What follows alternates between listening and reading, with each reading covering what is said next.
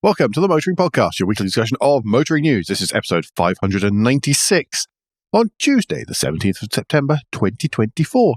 Hello, I'm Alan. Hello, I'm Andrew. And this week we'll be wondering, even if something is solid, is it actually real? In new car news, we go back to the future again and wish we hadn't. And in points of interest, we bring you something to help for the post-apocalyptic world. But first, we have a smidgen of follow-up, and this is on the back of the story last week where we were discussing the brake system that is causing so much anguish for BMW, so much so that they have actually lowered their outlook for sales and financial results because it is affecting around about 1.5 million cars worldwide, and they expect it to cost them 1 billion euros to address. Well, it says a high three-digit million euro amount, according to AM Online. That's the number that they've given. It's getting on for what you're saying. It's just I thought it was a funny way of saying it, as in funny ha-ha. Yeah. But also I found out, trawling the news in the last week, Automotive News Europe have said that BMW knew about this brake issue a couple of years ago and have been trying to get to the bottom of it on the part that has been supplied by Continental. 2 years. They were told by customers and dealers a couple of years ago, hang on, there's a big problem. There's obviously a couple of conflicting things here. The AM Online story that's going to be linked in the show notes says that the braking issue first identified in an internal quality check earlier this year, prompted BMW to issue a recall in February. So do you think they managed to narrow it down a bit more? I don't know. Maybe that was BMW UK finding out they had the same problem. Possibly. It's the only thing. Because there's a difference between right-hand drive, left-hand drive braking systems do vary a bit. Yeah. In the meantime, check with your dealer, etc., to check whether or not your vehicle is one of the cars that is affected by this. Alan, do you want to take us on to the new news? Yes. Solid-state batteries. First of 3 stories on that one. Yay. Should we break out our calendars to make a note of the dates that are about to be mentioned? Hi, on you go. But given we can't even work out when we're going to record stuff over the next couple of weeks, I think that they would... Good luck to us, quite frankly. Toyota solid-state battery production plans have been approved by the Japanese government. The plan stating that Toyota will begin solid-state battery production in 2026, although the initial ramp-up will be slow, be ramped up through 2027 and 2028. Mass production is planned for 2030 and beyond, by which point we'll all have forgotten about it again. Solid-state batteries do seem to be, I don't want to say the new hydrogen, because that's just going to get me in trouble.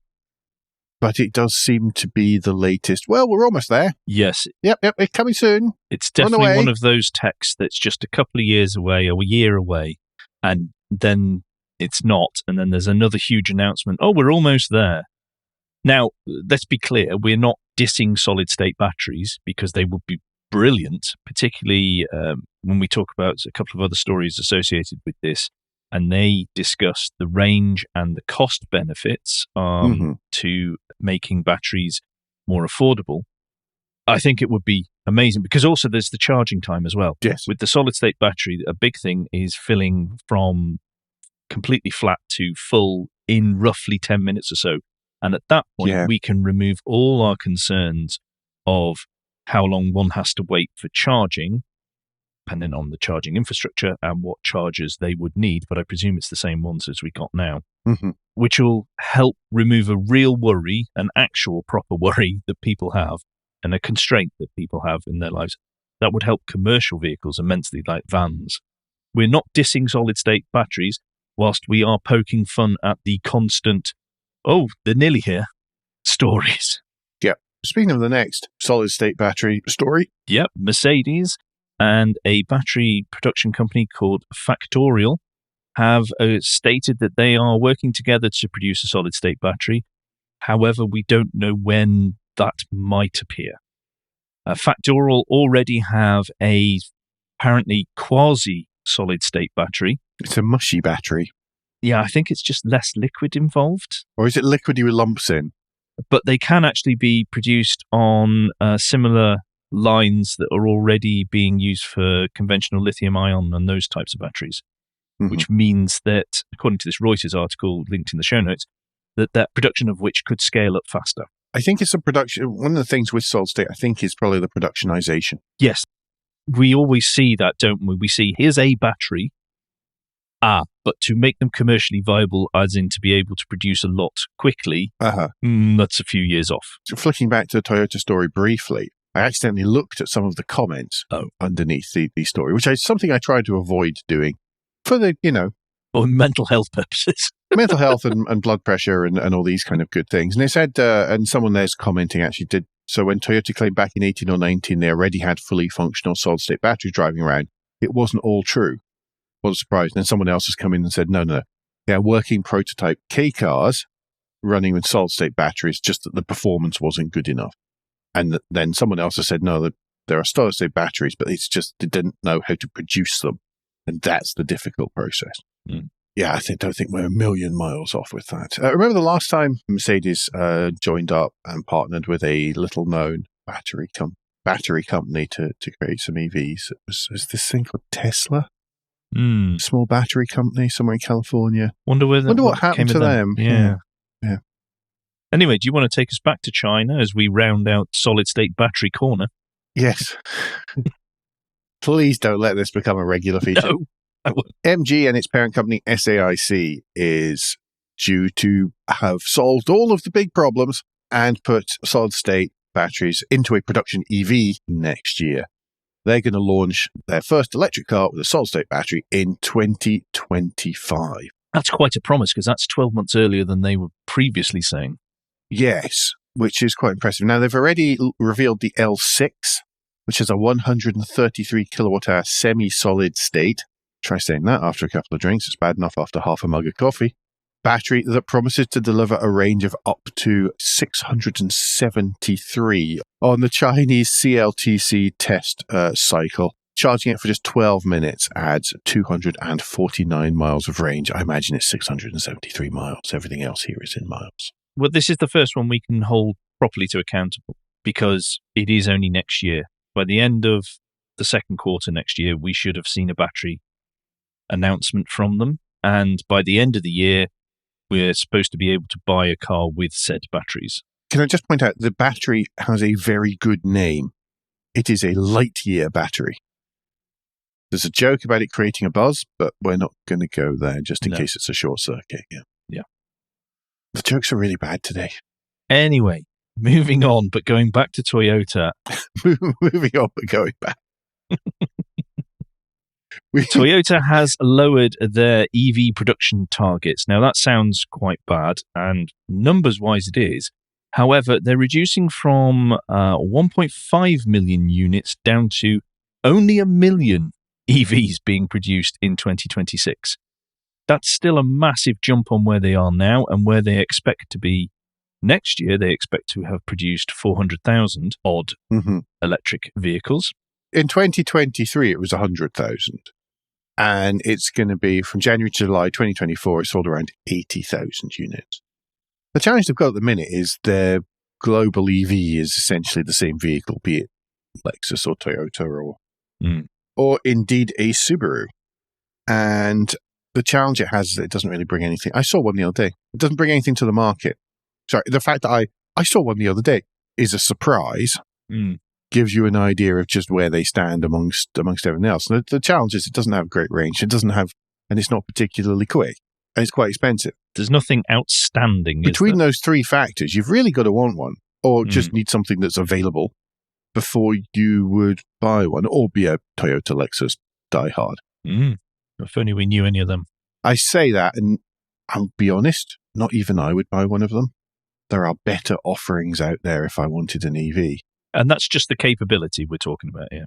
Obviously, there's the expected Lexus and Toyota quality and everything else about the car that you would expect.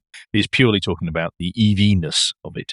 Yes. I would hope that by anyone who knows me, they would know that was all inferred. Yeah, I would be wandering off to the Koreans, to be perfectly honest. Yep. Okay, Alan, a Volvo? Well, it's been possible to not quite buy a Volvo, but have a Volvo on subscription for the last 4 years. Certainly in the UK, anyway. Under the Care by Volvo You've got to say it in that kind of voice. It's the only way. We do voiceovers as well, if anybody's interested. If you need someone with blocked sinuses to read out your advertising copy, Care by Volvo, 4 years in the UK, which covered absolutely everything except for fuel and optional insurance. It was up to you how you covered the insurance on that. It was a response to customer research that said that 86% of car buyers said traditional car sales process needed to improve, and 3/4 of them said they were bored of the car buying process.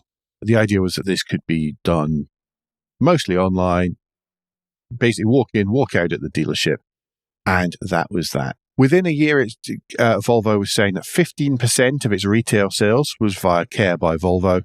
And to give you an idea of prices, an XC40 T3 Momentum, so that's kind of mid-range, small SUV, could be had £559 per month. That's including all of your maintenance and stuff, tax, everything, which is a pretty good deal. It's not bad if you stop and break down the costs. And I think possibly that's the problem, is that people don't realise. Don't put all the costs of running a vehicle together. That's it. Well, there's lots of stuff that I know that I certainly blank out on purpose. Fuel by any chance, Alan? I'm still always fuel aware. I am European, so I'm always fuel aware. Is it bulbs for reversing lights? No, that was just an entire reversing light. But yeah, it's the stuff that you do. If you're a car person, that you sort of automatically ignore as a matter of principle. But this does require, to go rental, does require a shift in how people have done things. Because you can get virtually the same sort of thing from a lease. You can, but it doesn't necessarily cover all the other bits. You can typically get like your maintenance thrown in, obviously for a fee, but it can all be in the one figure.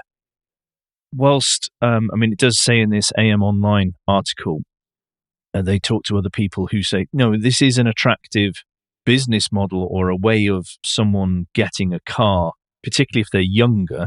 Uh-huh. One I would suggest to that is because the cost of getting a car full stop for them, as they struggle with all costs. Who doesn't at the moment? But the whole idea of you pay for something that you don't own. And I would imagine with older people, that's much harder to get over. Yes, I once had a car that was on a PCP, and I found that hard. Just because of the other constraints that came around it, around mileage, around everything like that. I just didn't like it. I just wasn't comfortable with it. Yeah. Anyway, Volvo says that it has begun the process of reviewing local market solutions to transfer active contracts to new partners with the aim of ensuring a seamless changeover of finance providers. The decision to move away from in-house leasing to a partner-based setup is to ensure we're providing products that suit customer needs, while at the same time ensuring we're allocating resources towards further digitizing our whole business. That doesn't make sense to me. I'm sorry. There are many words. They are good words. They are all together. They don't necessarily make sense. Basically, we want to outsource this because it's tying up a whole load of our capital in these vehicles, and it's hard to predict what the values are going to be. Yeah. I think that's what's written between the lines of that. Yeah. But I would also suggest that we're going to see a lot of this sort of thing, because it's not so long ago that every manufacturer was throwing cash at every type of mobility solution or something, as long as it had the word mobility in it or some sort of new way of doing things, because companies could see that there is change afoot and how there's been an awful lot of mud thrown at walls to see what is sticking and what isn't. And I think we're going to see more initiatives and business practices be changed as a result, because the market isn't going as well as everyone hoped it would be by now. I also think that initiatives like this work much, much better if you have the agency model and not the dealership model. And everyone's pulling back from this is the counter to what you've just said, really. And everyone is now pulling back from the agency model. So it's harder to provide these because it's harder to incentivize your sales drones to do this kind of rental thing, as opposed to selling, where something is sold, gets commission, goes and spends it on new teeth in Turkey or whatever. Other perspectives on salespeople is available. Contact Try your supplier. me, huh? Contact your supplier. All right, I'm going to take us on to Ford, though. And you might have seen circulating around social media that Ford has put in one or two and actually been awarded a couple of patents recently to do with potential technology in and around cars. I'll start out with the real cracker. Are we going to start out with a caveat about this? I will explain it. Okay. I will. Okay. Don't worry. I've already put it in the show notes, so I will explain it.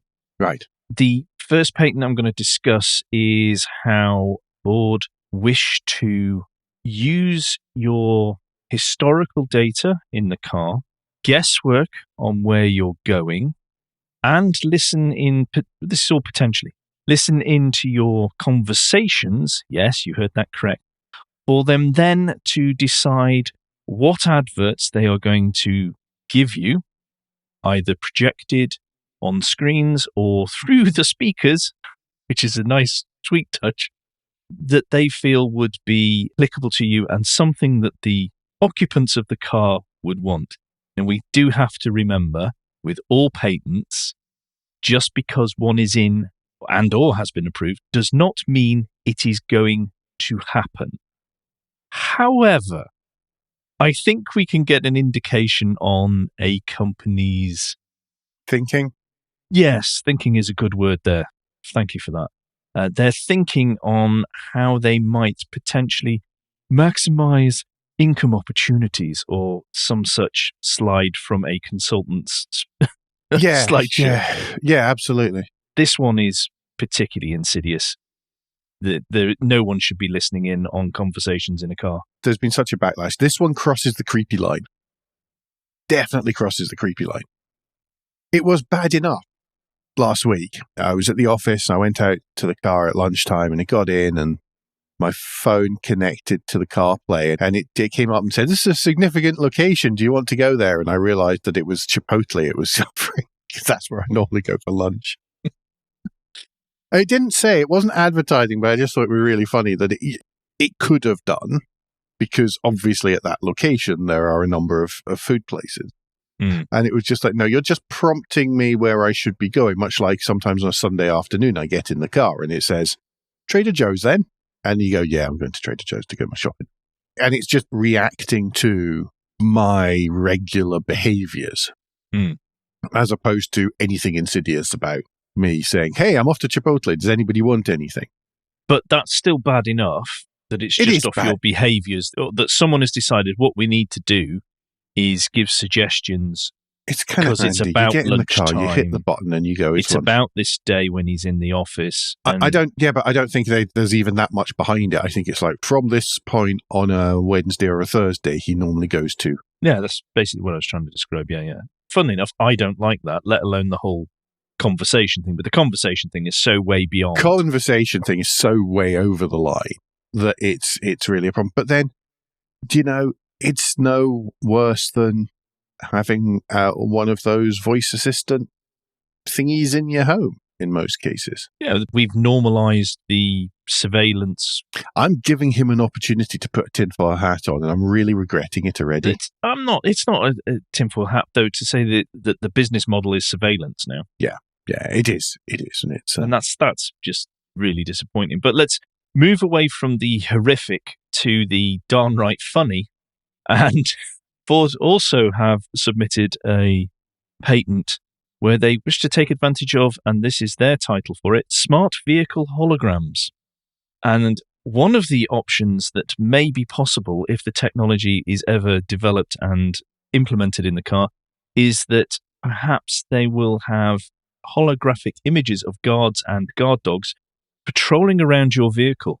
And if someone were, say, to enter the area around your vehicle that these holograms are in, an alert will be sent to you, which is wonderfully put in this Top Gear article from Kat Dow, where she says, getting a text message when someone touches air, that's a new one.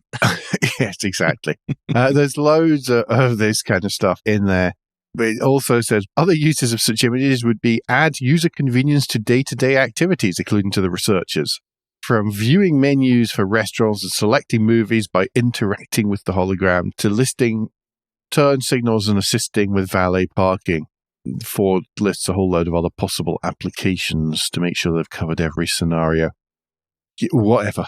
There's two things from both these stories for me. The first one is that really hit me is advertising that worthwhile, that someone thinks we will go to the extent of listening to a conversation, that somebody will go, oh, I'm not freaked out by the fact you're listening to my conversation, even though you just go on social media and how many people go, look, my phone must have been listening to me because look what it's just put up. Even though it's really doing aggregation type stuff, like I just said, responding to your regular activities. But there is some, I know. Yeah, although there is some recent proof from certain services that they have been, but that's a different matter. Yes. And do advertisers get that much benefit from the way the surveillance capitalism is at the minute, that this is worthwhile? And I don't know. I've not spoken to advertising experts to find that out because there's different types. But the second one that really smacked me in the face with the hologram one is, do none of these car people own a phone? Well, that's it. Because the phone does it all so much better, quicker, yes. easier, and just for me. Yes. Yes, exactly. Most of this stuff is negated by a mobile phone. Yeah. And the other thing is as well, if it's going to go on your history and all the rest of it, if you plug into CarPlay, you reduce what information they can get. Yes, well, that's why they don't like that stuff. That's why General Motors. I know that's why GM have gone, oh, you have to use our software. And you have to use our software, and everyone goes, no, really? No, actually, I'm not going to. I'm not. Where people are using that to say, well, actually, no, I don't want to use your rotten software. I want to use the one I'm used to. So they'll actually just not buy a GM car. Yeah. Oh, sorry. There was one third thing that cropped up about the talking of, in the article that's linked in the show notes, it discusses adverts will be given to the occupants depending on the road, the speed, and that sort of thing. So some of the adverts might just be spoken adverts, which you're going to be really hacked off if you're in the middle of listening to something and you get this unsolicited advert for, I don't know, Trader Joe's or something as you're driving down the highway. But once again, Ford seemed to have ignored the whole humans get distracted and that's bad behind the wheel stuff. Humans get distracted and annoyed by things like that. Yeah. That's the bit that's always missing from this stuff. But there's a chart from the Center for Disease Control, so that's American, talking about how much slower your reactions become when you're distracted. Mm-hmm. I'm just going to quickly go through a couple of them. At the drink drive limit, you are 13% slower in your reaction. On a hands-free phone, you are 27% slower. Mm-hmm. And this is going to be something that you're concentrating on the road, suddenly comes in that you weren't expecting. You're singing along to Take Me Home Country Roads. Yes. Giving the whole Olivia Newton-John. And all of a sudden, you get an advert for the nearest Nissan dealership. Or if something pings up on your screen, you're going to go, what's that? Because the screen's done something it shouldn't do. Yeah. Please start thinking about safety, car companies. Please. Maybe it'll only do it when you stopped. Don't know. Like Waze did for a while there. Hopefully, it is only that sensible. However, I don't think so, but there we go. Anyway, before I get really jolly cross and keep going on. Yeah, I've started him off. Which takes us, whilst he considers what he's just done, to Guilt Minute, the quick break in the show where we ask for a tad of financial support to keep the lights on and the hosting running. If you feel the Motoring Podcast worth a small consideration every month, then you can become a patron. Different levels of patron include different levels of commitment from us to you, including being able to watch the show recorded live. We also have a small range of merchandise in our spring store, from stickers to mugs and t-shirts. If you don't have any spare cash, and we do completely understand, then you can help us by following for free from a podcast player or on YouTube to receive every show as they're released, and by liking and rating the show in whatever way your podcast supplier lets you. If you've done all of that, and some of you do, so thank you very much, then the last thing you can do is to recommend us to your friends or colleagues. Thank you. And if you'd like an advert to interrupt people's listening pleasure, then do get in touch and you can have this slot here. Hypocrisy in action there. Wonderful. Audi has revealed a new Audi Q5. Okay, that's me covered that story. Let's move on. And the Q5. Oh, and a Q. Oh, yeah, I really. Okay. I barely care about the powerful. It's important though to Audi. This car is very important to Audi. Yes, So, it is. Much as we're because they have to have scoffing something to because sell. we have no interest in it really. Okay, The new Q5. Now, as far as the SUVs, it seems that the numbers are remaining the way the numbers were, because Audi changed their numbering system again. Don't forget that. That ones that used to have an even number are now going to have an odd number, because then they're going to be internal combustion engine. The even numbers are for electric or whatever. I don't know. I don't care. It's so hard. But the Q5, of course, is a mid-sized SUV. At the front, it has a great big Audi single-frame grille. There are configurable LED headlights, depending on which spec you choose, and a width-spanning light bar at the back with, once again, depending on spec, configurable OLED technology. Are you excited yet, anyone? Is anyone excited? No. No. Power plant-wise, there's a 2-litre mild hybrid petrol, which will give you 201 brake horsepower and 250 pound-feet of torque. There's also going to be a 2-litre TDI with an identical 201 brake horsepower, but 295 pound-feet of torque. All of the engines available come with Audi's 48-volt mild hybrid technology, and that uses an onboard generator to add up to 23 horsepower for short periods to fill torque gaps in the engine delivery and to reduce fuel consumption. It will also generate up to 25 kilowatts of regenerative braking, and that feeds into its 1.7 kilowatt-hour battery. The air conditioning is also now totally electrical, which means that it allows for longer time-off conditions in hot weather at traffic lights and stuff. That is the most interesting thing I've read out so far. It is. That's the bit that interests me. That actually I think is really clever. Obviously, people have been developing these things for EVs, but I think that that's a cool thing. Ha ha ha. SQ5, which has had absolutely everything, as it points out here in Evo, but for that, you get a 3-litre V6 putting out 361 brake horsepower with 404 pound-feet of torque.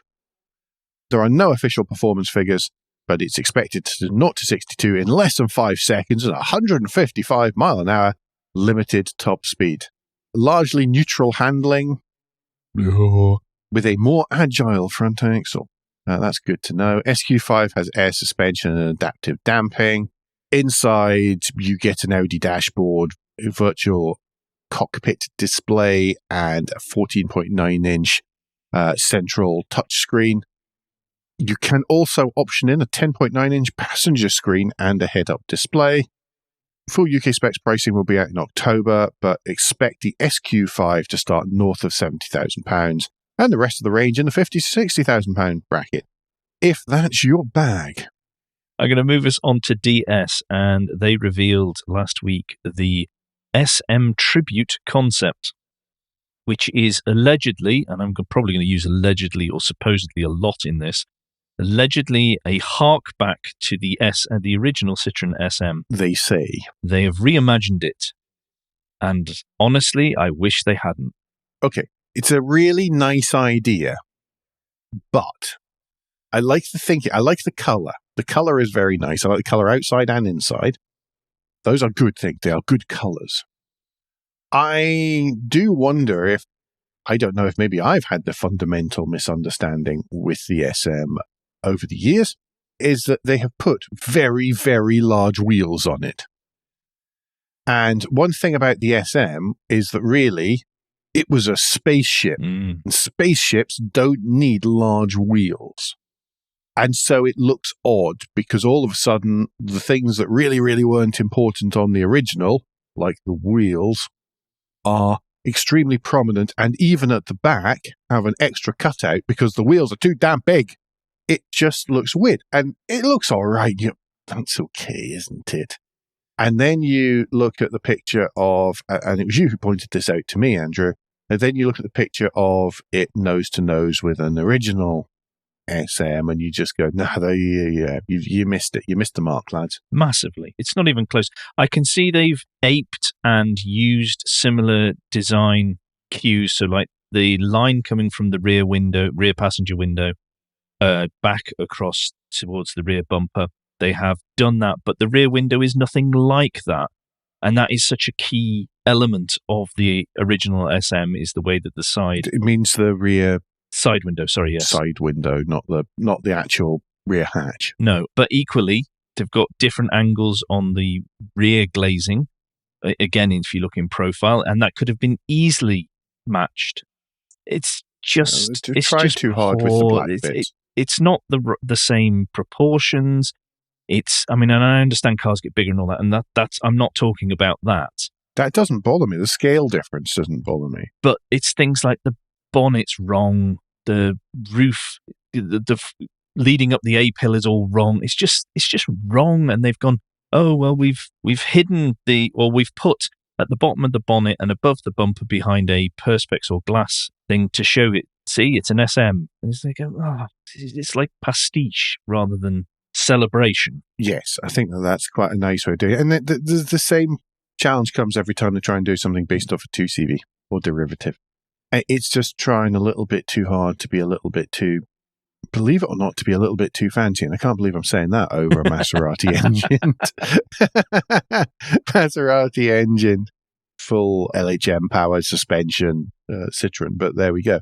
And the interior looks like it was rattled out in 10 minutes. I think we're both agreeing it's a bit of a miss, but on the other hand, it's got us talking about it. I'm glad that they, as a company, are still considering doing such things.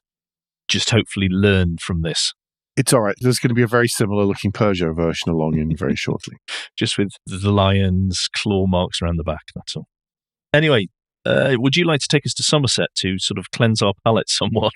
Yes, Ariel has revealed a near production spec concept in inverted commas that's going to show the electric version of the Nomad 2.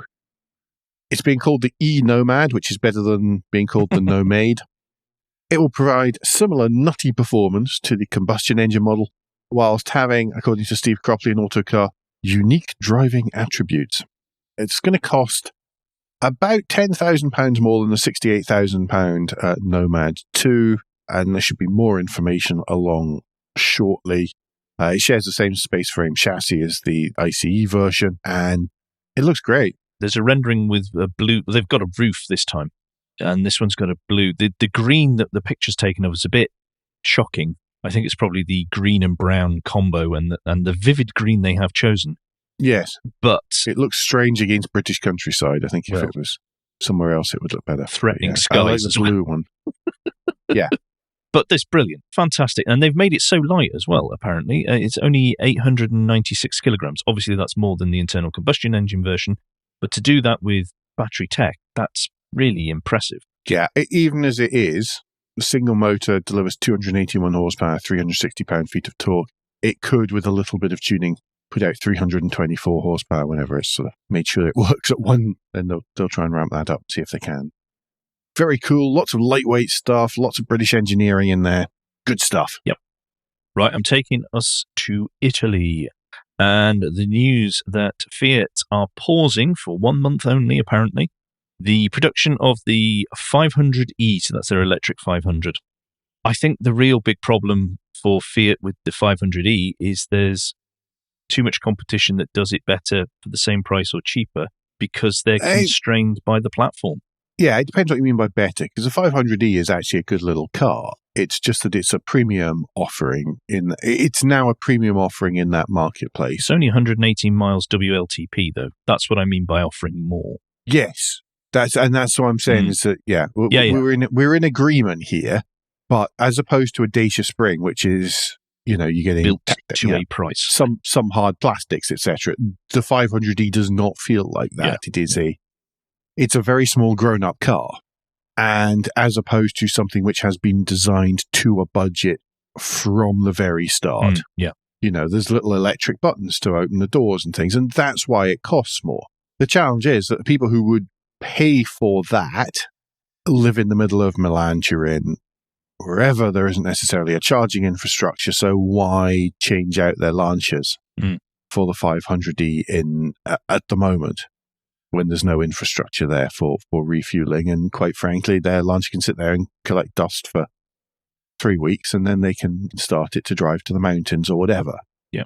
I think that's the challenge, is there's not the same, it's a different market. And I don't know, maybe they're not really pimping it as a luxury, high quality contender compared to stuff like the Spring that we keep mentioning. Maybe some of the I don't know if any of the MG4 DR and stuff. Yeah, or DR and stuff have brought out electric versions in Italy. That wouldn't hugely surprise me. So I think that's the challenge that they're facing. It's not actually a bad product challenge. It's just they might have already saturated the market that was looking for it.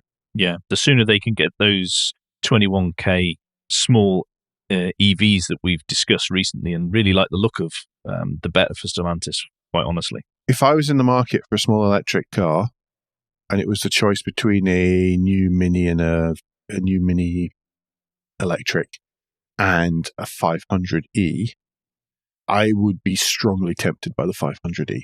Okay. Having driven both. Well, a previous generation of the Mini, admittedly. But yeah, having driven both. And by the way, liking both of them. But that's a selling. The Mini has a more premium view because it's not a Fiat for a start. And I think that's where the challenge lies for Stellantis in this particular one. That was almost some serious analysis there. Well, do you want to take us on to Designer's Mood Board then? Because we do have a couple of stories, actually. Connected, but we do. Yes, it's been a bit of shuffling around in the BMW group. Part of that shuffling is the hiring of former Polestar boss Maximilian Mizzoni, who has joined BMW to lead design for Alpina. He seems an expensive person to hire for body kits on existing BMWs. You don't think those wheels come out of thin air, though, do you, Alan? Someone has to sit there with some crayons and design them. And somebody has to spend even longer cleaning the darn thing. Yeah, they look great, but I never want them. Which, of course, begs the question as to whether or not Alpina's going to get its own models, I suppose. Yeah. Down the line. So let's see what happens there. But, of course, Mizzoni was part of the Polestar design team from the off with the 1, 2, 3, etc. At least he'll feel at home with the model naming. Of course, we covered him leaving last month. Does raise an interesting potential for Alpina that is one to watch. I just don't understand where it's going to fit, but that's me. I'm not intimate with BMW's model range. Meanwhile, more shuffling. Yes, BMW's design boss, Domingo Duquec, is going to take over the design lead at Rolls-Royce. He is taking over from Anders Warming, who is now going to be the overall group design operations lead. And there's apparently going to be, according to this Autocar article, dramatic overhaul of these things. I wonder if that's... Yay. Well, I wonder, is that a backlash from the comments about how cars coming from the BMW group have been received? What, increasingly more ugly? Because I saw one of the new Mini Clubman at the weekend with that horrible, weird, chiseled off edge around the grille. And it was quite revolting. It was just really nasty. And it's sort of like, what are you doing? Have you crashed it already? What? Did you make a mistake in the CAD? Did you oversize the chamfer? And it's just, and I'd seen it in pictures, and you know what I'm like. You see pictures and people go, oh, that's really ugly. And I say, well, let's wait until I've seen it in the flesh, in real life, and then I'll make an actual thing. Well, I saw it parked up outside REI at the weekend, and I thought, that is revolting. There were too many people around me for me to stop to take a picture, but it was just bad. I know it's never been a good-looking model range, but, well, it has. When it was a estate version of the Mini, it was a good-looking model range, despite my anger at them putting the extra length door on the driver's side and not flipping it for right-hand drive. But it's always, that was good looking. And then after that, it's been a bit challenged, but no, the new version's just bad. They've either got to really embrace people's hearts about Mini. Now, I learned to drive an easy going this Mini. It took me years to get my head around the new, the BMW ones, the R52s and stuff. And I now have. And they're great to drive. They really are wonderful things to drive. And lots and lots of fun. And they do really feel like a Mini, but faster and quieter, and there's less gear wide. But wow, looks-wise. So people, they either have to really embrace that, or they have to just forget about it. Do something completely different. But this mid-ground at the moment, it's not really working. But I say that, they're ruddy everywhere. They're generally in the top 10 of the new car registrations, aren't they? Yeah. It's hitting the right spot with enough people at the moment. But that is their entire range. It's not like they've split it down. As is the whole BMW and everything. Yeah. Maybe we're the odd ones who go, that's awful, whether it's a BMW or a Mini. But then do people just buy for the badge and the PCP? Who knows? But there will be links in the show notes to both those articles explaining what's going on at Designland in BMW Group. Points of interest this week, lunchtime read and a lunchtime watch for you, both on the same subject. It was Radwood UK, hosted by Haggerty last weekend, and it was held not Wonder of Wonders at Bicester Heritage. It was, I know everything happens at Bicester Heritage these days, which isn't really a complaint. It was held at Chatham Historic Dockyard. The raddest car of the lot, as voted by the judging panel, including Television's Paul Cowland, Joe Ward, and Cyril Ciampi. I'm so sorry, I've just massacred that. Was a chap called Tidy and his E21, BMW E21 3 Series drag car, which looks and sits a little bit differently from the E21 3 Series that my parents had in the early 1980s. You mean they didn't have those enormous rear tyres? The 316 No I didn't have those enormous rear tyres, no, but it did only have the two headlamps in the grille. Excellent story there. Lots of stuff to read. That'll give you a few minutes. And then we're also going to link to Matt from Furious Driving's video, which talks about some of the other stuff that's there. He dashed around at the end. He was actually busy doing, as he explains, work when he was there. But at the end, he dashed around with his GoPro and grabbed in a couple of things, as many things as he could. And then there's also a photo montage towards the end. Really nice way to spend 18 minutes of your time on that. So between the two of them, we should fill most of your 30-minute lunch break. Mm-hmm. Okay, I'm going to move us on to the list of the week, and it comes from Goodwood Road and Racing. And this is titled, The Most Beautiful Italian Cars. Now, I have to question most, and in at least one case, beautiful. However, always happy to throw up a list for Alan to run through that has Italian cars in it and see which one out of the choices here leaps to the highest as far as he's concerned. I am actually stuck between two, and it's quite a short list, so I can only really choose one without people accusing me of reading out the entire list. Do you know what? I'm going to choose the Lancia Aurelia. The one that's photographed here is the coupe, but the four-door, I think, possibly even looks better. I mentioned it last week. I'm going to mention it again because it's that good. Very good hubnut video driving a Lancia Aurelia saloon just the other week, which was even cooler when it came out. The Tintin reference was brought into it. That just made it even better in my mind. It's so pretty, so clever. It's just so dashed good, really, and well ahead of its time. I'm going to choose the Lancia Aurelia because it's not just pretty or beautiful, as this list says, but it's beautiful and it's intelligent and everything else. Excellent choice. Do run through the list yourselves and let us know if you agree with Alan or if you would have picked something else. And that just leaves, Alan, and finally. Yes, I've ended up with all the good stories this week, haven't I? And the Audi Q5. Yin and yang of the motoring podcast. Yes, exactly. Mercedes Streeter on the Autopian talking about the bear spraying bulletproof extinction level event camper and saying it's one of the coolest things that she's ever slept in. She is a bit of a caravan nerd, to be honest. And this is just great. This is an aircraft company that builds sort of off-road camping trailers. And somebody said, wouldn't it be cool if, and then all of a sudden this sort of show off. This is really their show off one for demonstrating all of the stuff that they could put in. You don't have to have all of it, but it is an aluminium riveted construction.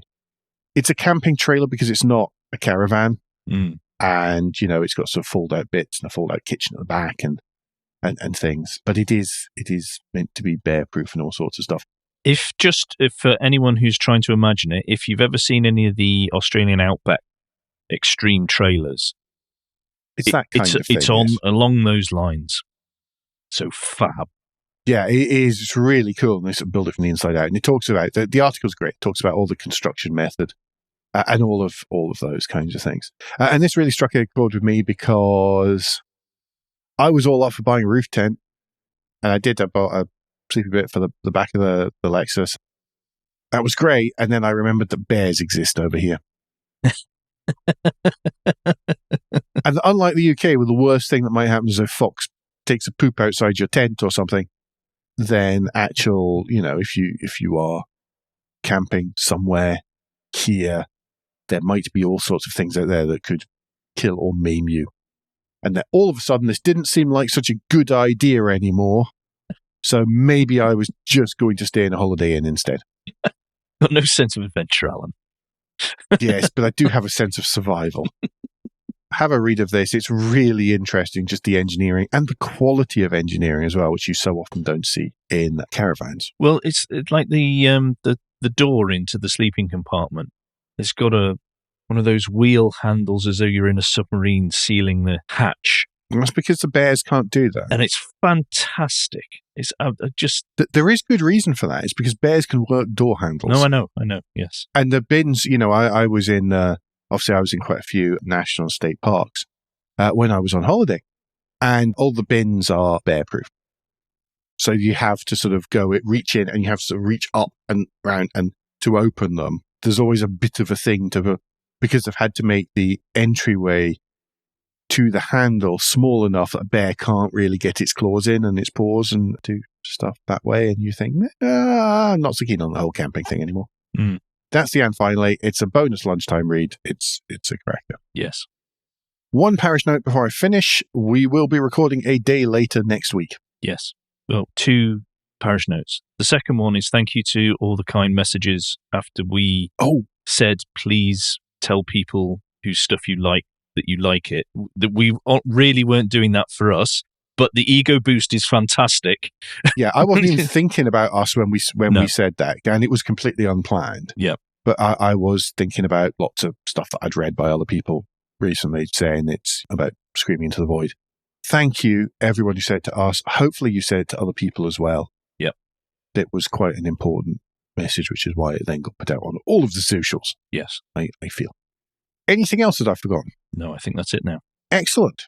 All that's left is for me to remind you that between now and next week, you can give us any feedback, share your thoughts with the show at Motoring Podcast on Twitter and Instagram, on Facebook, and on the contact page of motoringpodcast.com, the hub of all our activities.